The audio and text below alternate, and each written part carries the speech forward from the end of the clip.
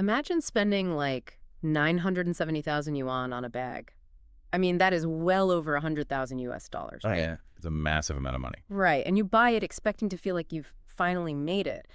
But almost immediately, you realize you are now working for the bag. You absolutely are. You start checking the weather forecast obsessively before you even take it outside. You stress over the cleanliness of a restaurant table before you set it down. You panic if someone on the subway just, stands a little too close to you. Yeah, it's exhausting. Totally. You bought a luxury item to feel free and elevated, and instead you just bought yourself a brand new, incredibly expensive set of anxieties. So welcome to the deep dive. It's the ultimate modern paradox, really. Hmm. We work tirelessly to acquire things and status that we genuinely believe will make our lives easier or happier. Yeah. And they almost always end up becoming these, incredibly heavy anchors that we just have to drag around. Yeah, and that is exactly our mission today. We are decoding the true cost of our modern ambitions. And more importantly, we are exploring how to strip away all that noise to find some genuine peace. Which I think everyone needs right now. Seriously. Our source material for this deep dive is this really potent essay. It's titled How to Simplify and Lighten Life by an author named Shuofeng. It was originally published back in early 2024 and translated by Kinyu. It's essentially a philosophical roadmap, isn't it? Yeah, it really is. But what makes it stand out is that it uses very specific, everyday examples to show how we actively and voluntarily complicate our own lives. Okay, let's unpack this. And we really do need to unpack it because this isn't just, offering you a list of quick life hacks like clean out your closet or turn off your phone. It demands a fundamental reevaluation of why we pursue what we pursue. It challenges our society's default definitions of success and necessity. It asks you to look at your life and ruthlessly differentiate between what you actually need to function and what you are simply carrying around to manage the perceptions of other people. Well, let's start with the most visible trap we fall into, which is our physical possessions. The essay makes this really bold claim right out of the gate that vanity inherently destroys simplicity. It's a strong statement. It is. And it uses this brilliant comparison to illustrate it. So think about a 3 yuan electronic watch. That's like less than 50 cents. Barely anything. Right. And you compare that to a 30,000 yuan mechanical watch. They both do exactly the same thing. They display the precise time. Yeah. So the core question is, why spend the 30,000 yuan? What's fascinating here is the distinction between a functional baseline and signaling. Okay, break that down for me. Sure. At its core, the functional baseline of a watch is simply to tell you where you are in the day. The 3 yuan watch does that flawlessly. It serves you. Yeah, it does its job. Exactly. Right. But once you introduce the 30,000 yuan watch, the primary purpose of the object has entirely shifted. It is no longer about utility. It is about vanity. It becomes a signal to the world about your wealth, your status, your refined taste. And the moment that shift happens from function to vanity is exactly where your peace of mind goes right out the window. But wait, let me push back on that for a second. Sure, go ahead. Isn't there an argument that buying high-quality luxury items is actually, more practical in the long run? Like a beautifully crafted mechanical watch might outlive you, whereas the 50-cent plastic watch is probably going to break in a month. Doesn't the pursuit of quality justify the price tag? I mean, quality and durability are certainly valid pursuits. But that's actually a rationalization we use to mask the signaling. Oh, really? Yeah. The source specifically highlights items where the cost vastly outpaces any practical increase in durability. Think about the world's most expensive necklace, which the author notes is 95 million yuan. 95 million, wow. Right. You aren't buying a 95 million yuan necklace because it's durable. Right, obviously not. You are buying it for the vanity. And that vanity requires immense maintenance. You have introduced these variables of risk, like theft, damage, loss. The owner takes on the anxiety of protecting and displaying the object. It totally overshadows the utility. It makes me think of this analogy. It's like a carpenter deciding to buy a solid gold hammer. Oh, I like that. Right. Sure, it's incredibly expensive, it's really shiny, and everyone on the job site is going to stop and stare when you pull it out of your toolbox. But it's gold. Exactly. A gold is a soft metal, it's heavy, and if you actually try to hit a nail with it, you're going to dent your $1 million hammer. The intended function of the tool has been completely ruined by its status. But because you can't use it. You can't just throw a solid gold hammer in the back of your truck. You have to insure it, you need a safe for it, you have to polish it. It makes the user's actual job infinitely harder. That is a perfect visualization of the trap. Yeah. The object starts owning you. You are working for the hammer. Yes. When you carry that nearly million yuan Hermes bag we talked about earlier, your life cannot be relaxed. Mm-hmm. You are constantly monitoring your environment. The author asks us a very grounding question. He says, can you live without it? Isn't someone beautiful without it? Yeah, that's a good point. The psychological mechanism here is that once a person seeks vanity in their physical possessions, a simple and relaxed life becomes mathematically impossible because you've basically overloaded your system with maintenance tasks. Okay, so if physical objects, the solid gold hammers we lug around are so exhausting to maintain, the natural instinct might be to just detach from material things. You might think, okay, I won't buy the fancy watch. Instead, I'll focus on intangible things like building a prestigious career or cultivating a spotless reputation. But ironically, the text argues that creates an even heavier psychological anchor. Yeah, the hidden maintenance costs of success. This is where the philosophy gets incredibly sharp. We tend to think of status, wealth, and fame as liberation, Mhm. but they function exactly like that heavy, expensive bag. Well, think about the archetypes we see every day. I essay outlines a few of them. Take a high-ranking director, for example. To keep that position or to keep climbing the ladder, he is forced into an exhausting cycle. Terrible cycle. Yeah, he has to flatter his superiors, engage in complex political intrigue with his peers, and constantly manage or fool his subordinates. Just stay in place. Exactly. And then there's the moral celebrity. That's someone praised for having a perfect marriage and being the ultimate role model. To preserve that pristine reputation, he has to hide his true self, suppress any normal human flaws, and pretend to be this flawless gentleman 24/7. Notice the common thread there, though. Every level of elevated status requires a surrender of authenticity. Look at the specific actions required. Flattering, pretending, intriguing, fooling. Yeah, it's all fake. They're entirely performative. But here's where it gets really interesting. Society tells us literally from the time we are in grade school that becoming the director, becoming the respected role model, becoming the wealthy factory owner with thousands of employees, that is the goal. That's the dream. Right, that is the definition of winning the game. So why would anyone willingly choose to be an ordinary person if they had the chance to be the boss? Isn't having 1,000 employees a sign that you finally made it? Well, it is a sign that you've made it according to a very specific external metric of success. But what this philosophy reveals is the hidden invoice that comes with that success. The hidden invoice. Yeah, the cost of elevated status is that you are no longer allowed to just be. You've acquired too many stakeholders in your own personality. Ooh, stakeholders in your personality. I really like that phrasing. It's the truth of the situation, though. The director cannot just do his job. He must manage the fragile egos above him and suppress the ambitions of the people beside him. Yeah. The moral celebrity cannot just have a bad day or a normal messy argument with his spouse.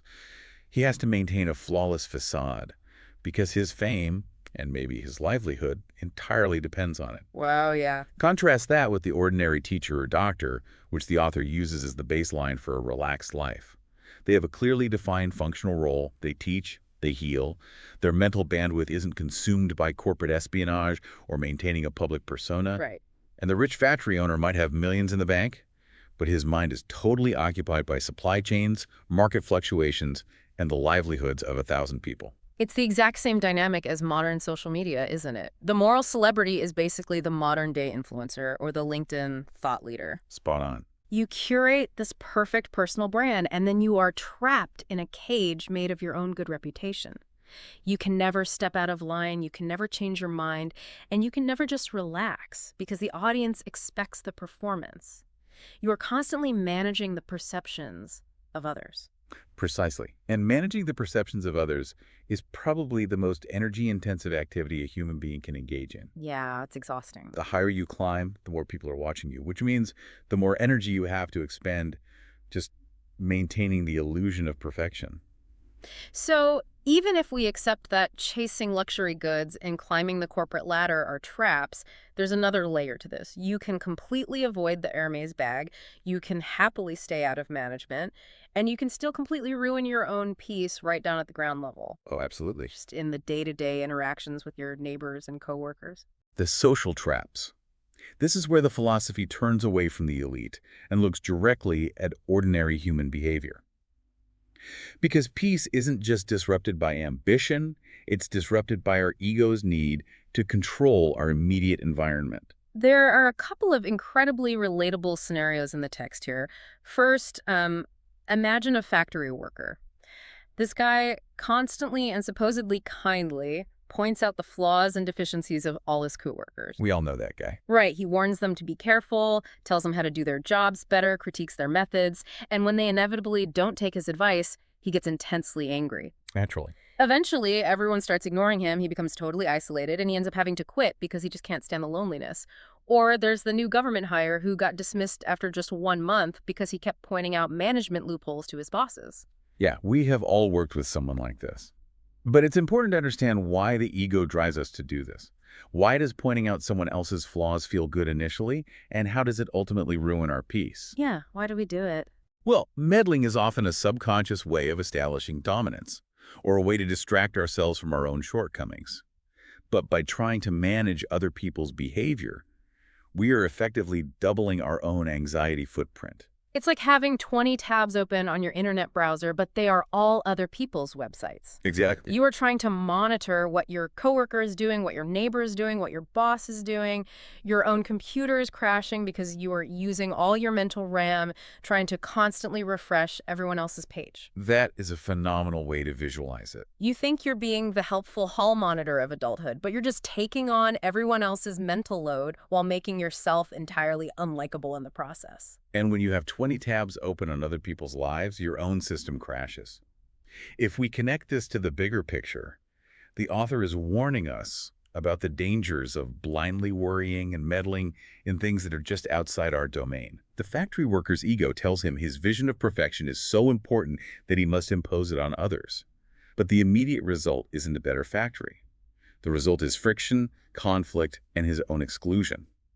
A simple life requires strict inner boundaries, and he trampled right over them. And then there is the trap of comparison, which might actually be the most devastating of all. I think so, yeah. Think about a frugal, rural resident the author mentions. He lives a stable, decent life. His house is paid for. He has enough to eat. He's comfortable. But then he notices that other families in his village are buying new apartments in the city. And here we go. He starts feeling this intense pressure, this feeling that he is falling behind. So he does what the text translates as smashes the pot and sells the iron. Meaning he liquidates everything. Right. He goes into extreme debt to buy a city house just to keep up. And the trap snaps shut. Mm-hmm. The illusion of progress ruins his actual stability. Exactly. Suddenly, this guy who was living a perfectly peaceful life is crushed by decoration costs, property management fees, and massive loan interest. His stable reality just evaporates, and he has to rack his brain day and night just to make basic survival money. It's tragic. It's the ultimate tragedy of FOMO, the fear of missing out. He traded a peaceful reality for a stressful illusion just because he couldn't stand the idea that his neighbor had something he didn't. This is the danger of letting external benchmarks define your internal state. His original life was structurally sound. It was functional. But the moment he allowed peer pressure to dictate his actions, he destroyed his own sanctuary. Yeah. He didn't need the city house. He needed to alleviate the discomfort of feeling left behind. But the medicine he chose, buying the house with debt, was actually poison. Whether it's the ego driving us to fix others, like the factory worker, or to match others, like the rural man, both impulses instantly shatter a simple life. Okay, so we have thoroughly diagnosed the illness here. We actively ruin our peace with vanity. We exhaust ourselves performing for status. We crash our mental RAM by meddling in other people's business. And we bankrupt ourselves trying to keep up with the Joneses. It's a lot. It is a pretty bleak picture of how we naturally operate. But we aren't just going to leave you hanging with the problem. How do we actually fix this? Yeah. What is the blueprint for achieving this elusive, simple, and relaxed life? Well, the author provides a very specific, actionable framework. But be warned, these solutions are remarkably direct. I'll brace myself. They require intense discipline, and they actively contradict almost everything modern society tells us to do. Let's dig into some of the most impactful rules here because they really are radical. One of the major directives is to entirely drop the need to always be right and to stop arguing with people. Which is so hard. Right. Now, in an era where everyone has a megaphone in their pocket and we are incentivized by social media algorithms to debate and outrage, how on earth do you just drop the need to be right? By recognizing that being right is often just another form of vanity. Oh, wow. Think about it. When you argue with someone, especially about something trivial or outside your immediate control, what are you actually trying to achieve? You are trying to assert dominance. You are trying to make them acknowledge your superior intellect or moral standing. I mean, yeah, that's usually it. But what does it cost you? It costs you your peace, your time, and your emotional baseline. The blueprint suggests that true simplicity means looking at an argument, realizing it serves no practical purpose for your own well-being, and just walking away. You preserve your energy by letting the other person be wrong. Wow. Preserving your energy by letting the other person be wrong, that takes a massive amount of ego suppression. It does. It requires you to prioritize your internal quiet over external validation. Another fascinating rule here is the complete avoidance of speculation. The text explicitly says no gambling, no stock trading, no complex financial management schemes. This one is controversial. I can hear the personal finance gurus screaming right now. We are constantly told that you have to invest, you have to trade, you need passive income streams. Why is stock trading singled out as a trap? Because speculation is not just a financial risk. It is an emotional roller coaster that completely hijacks your attention. Mm-hmm. When you tie your wealth to the daily fluctuations of the stock market or, a crypto chart, you are tethering your peace of mind to variables you cannot control. You wake up checking the pre-market, you go to sleep stressing about interest rates. It's all-consuming. Exactly. The author is arguing that the potential financial upside is not worth the guaranteed psychological downside. It's about defining your functional baseline, deciding how much money you actually need to live your ordinary days, and stepping off the treadmill of infinite accumulation. It really is a radical manifesto for opting out of the modern rat race. The blueprint also insists that we stop managing or worrying about things that aren't our business and abandon the pursuit of status, power, and fame entirely. Just drop it all. But if I zoom out and look at these rules, no stop trading, no arguing, no striving for power, minding your own business. So what does this all mean? Isn't this asking us to actively swim against the entire current of a culture built on hustling and personal branding? Yes, it absolutely is. And the author actually acknowledges this reality. There's a very important concluding caveat in the philosophy. Okay, what is it? It notes that simply following these suggestions won't magically guarantee a flawless, permanently blissful life where nothing bad ever happens. Right, life is still life. But adhering to these rules will help you bypass, and I love this translation, dangerous beaches and traps. Dangerous beaches and traps. It implies that society, exactly as it is currently structured, is the hazard. Exactly. The core philosophy here isn't about giving up, and it certainly isn't about being lazy. It is about radical self-preservation. Yeah.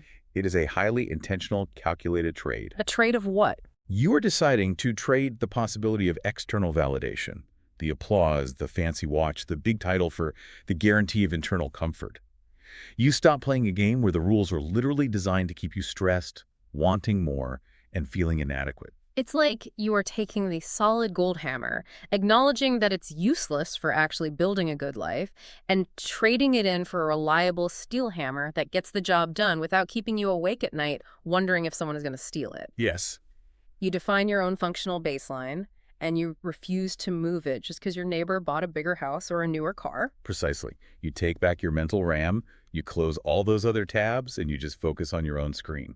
It's a lot to process, but it is incredibly freeing when you really start to apply it. Let's just recap the journey we've taken today.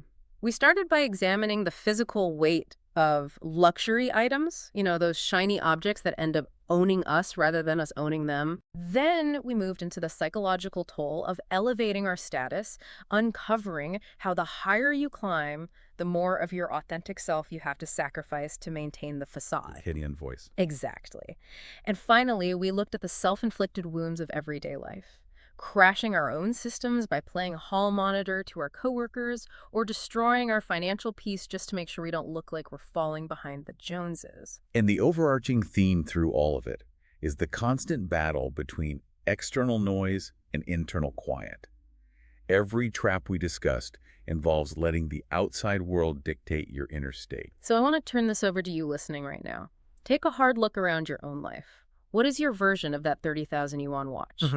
What is the city house that you are currently stressing over, maintaining, or paying off that you might not actually even need? Where are you spending your energy managing perceptions instead of just living? This raises an important question, something for you to mull over that isn't explicitly answered in the text, but builds directly on this entire philosophy. Yeah. If true simplicity requires stepping off the treadmill of wealth building, status seeking, and fixing the flaws of those around us, does living a truly simple and relaxed life ultimately require a certain level of isolation? Or is it possible to maintain this strict, peaceful inner boundary while still fully participating in a hyper-connected, deeply competitive world? Wow. That is the $1 million, or I guess to stay on theme, the 3 yuan question. Thank you so much for joining us on this deep dive.